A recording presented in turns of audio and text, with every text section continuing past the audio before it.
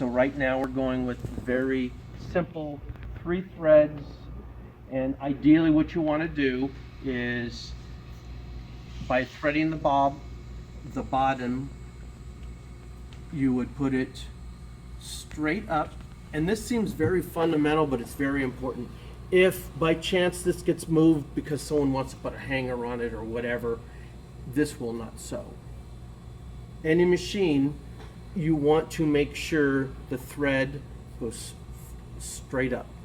Okay, if the spool is a little cockeyed to one side or whatever, it'll give you an erratic stitch. So I'm making sure this is straight up. I'd like to go in once, down the tube. This is a Pegasus, which has a tube, some of them don't. Okay. Pedals have different positions. So this one here, when I want to put the material under the foot, I make sure the needles are in the up position. I push the pedal to the right, and then I can slide the material under the foot. And then I can start sewing. Okay, the next pedal, this has a servo motor. So this is a little different than most of your others. So all I have to, you could hear there's no sound of the motor, but I can run it, and once I touch the pedal, when you find the machine, it will be closed. So by gingerly opening this and then opening the gate, and also I'm going to slide this part out, and I can take it out if I need to get and rethread it. Okay, so what I'm going to do now is close up the machine. I want to make sure I push this back and it locks. Okay, I'm going to close this gate. I'm also going to put the cover on, so it'll fall in, slide it closed, so your fabric doesn't get stuck. Okay.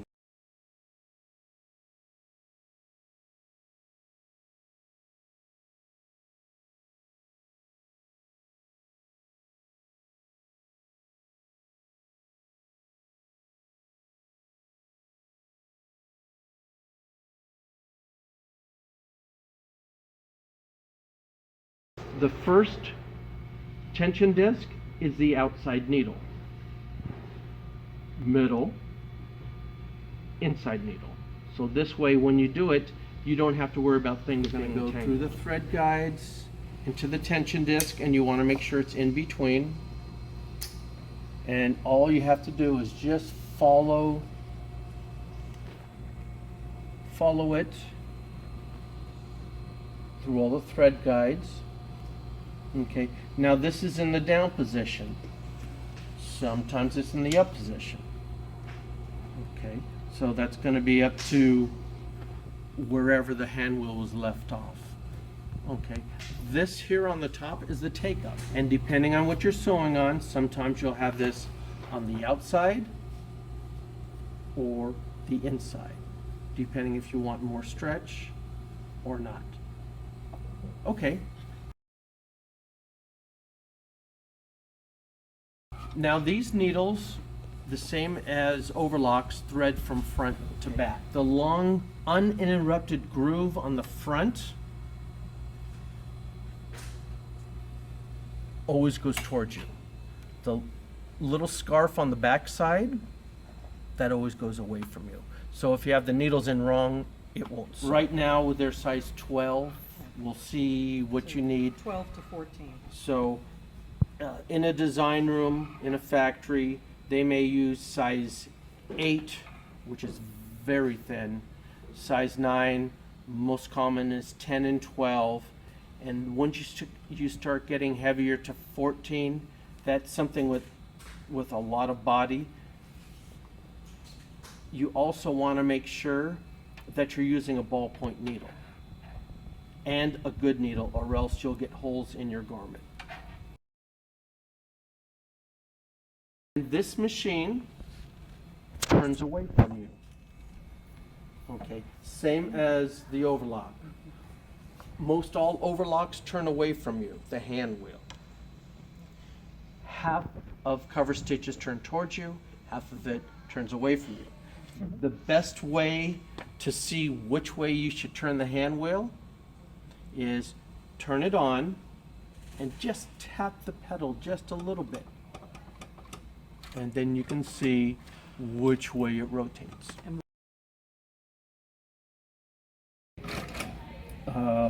Collarette binding, and that's what you'll find around the neck. So I'm going to use this as a piece of material. I'm going to feed the material in.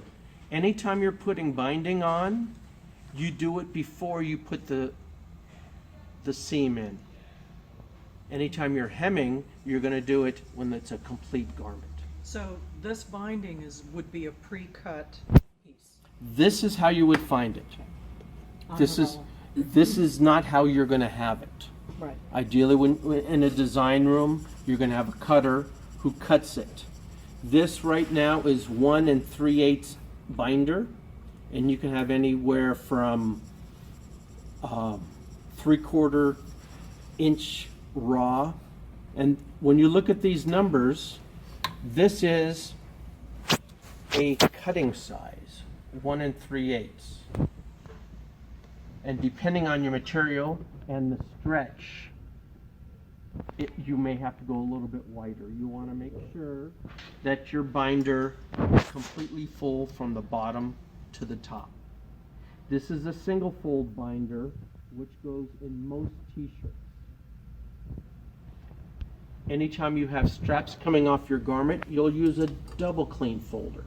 Right now it's folding it once on the top, but raw on the bottom. If you have a double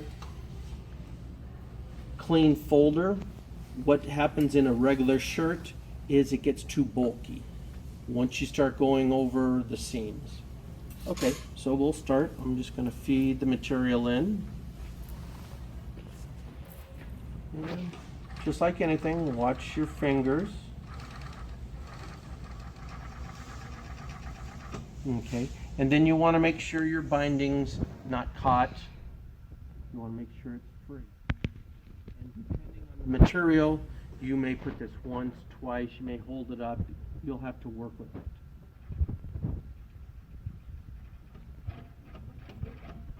Okay.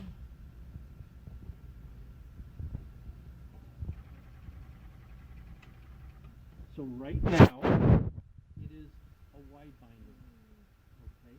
And you'll notice when it's set up, even though it's raw on the bottom, we have the stitch close enough where it encapsulates the raw edge. It is a clean edge. Okay. Now what I'm going to do is I'm going to move the needles around. I'm just going to see what it looks like on 1/8 of an inch. Could you talk about that tool you're using? Okay, this is a needle wrench. This one's hex. Some of the machines, like a Juki, will have a regular straight edge. This is a hex. So now I'm going to put the needle all the way up, and I want to make sure that the needles are correct from front to back, and the scarf of the needle in the back. Okay, so now I'm tightening it up, and now you'll see the difference. This is a more common look.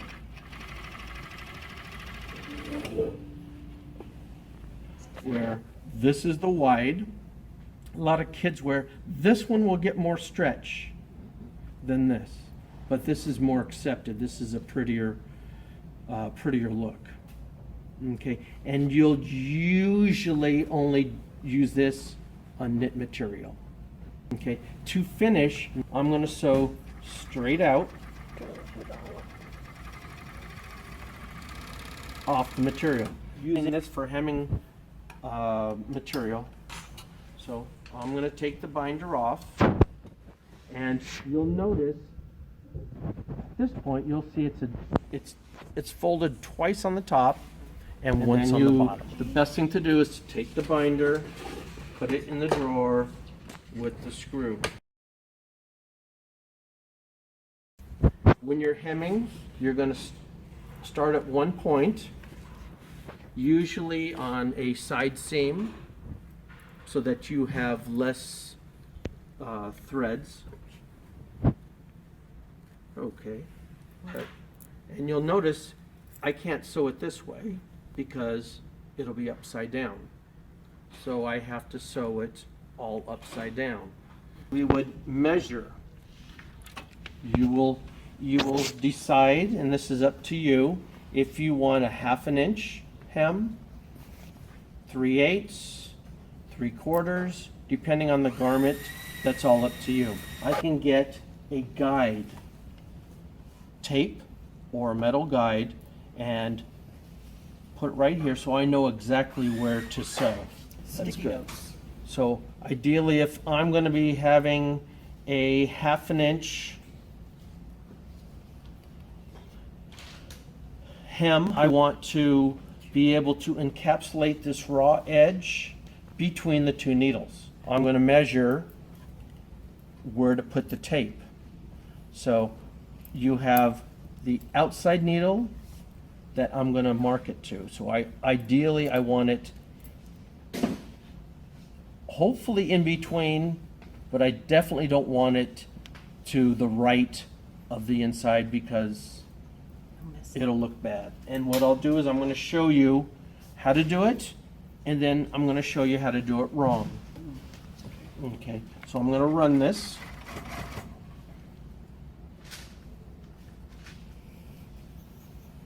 And I'm guessing right now, I can kind of feel it.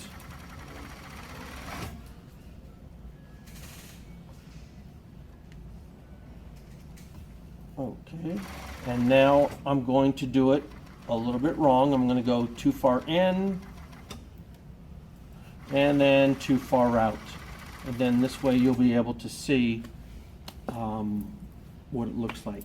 Now when you're hemming, you have to take the material out, and there's two ways to take it out. If I make a mistake, I'm going to turn this towards me. And by doing that, it's a chain stitch machine. So when you do finish it and you want to stop it in the correct position, you will turn the hand wheel in the correct direction of that machine. Okay, it didn't catch. Okay, but that's okay because I can pull it out.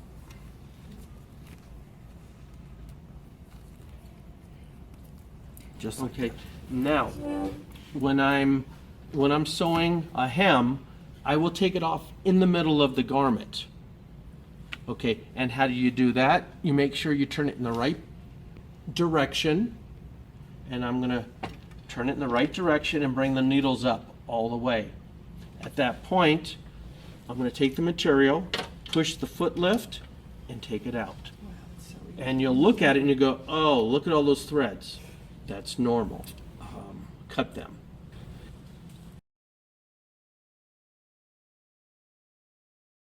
Now you want to make sure the machine doesn't skip. If it skips, it will unravel. Okay. When you go around the garment and you cause it to skip? A bad needle, threaded wrong, the needle in wrong, out of time, Thickness of the wrong needle for the wrong fabrics. There's quite a few different ways it will skip. Okay. So I'm just going to put it under. Now, when I'm working on a garment, when I'm finished, I'm going to go all the way around and overlap the last part. Granted, this is doubled, but I just want to show you with this different color how to do it. So I'm going to run it up maybe about an inch.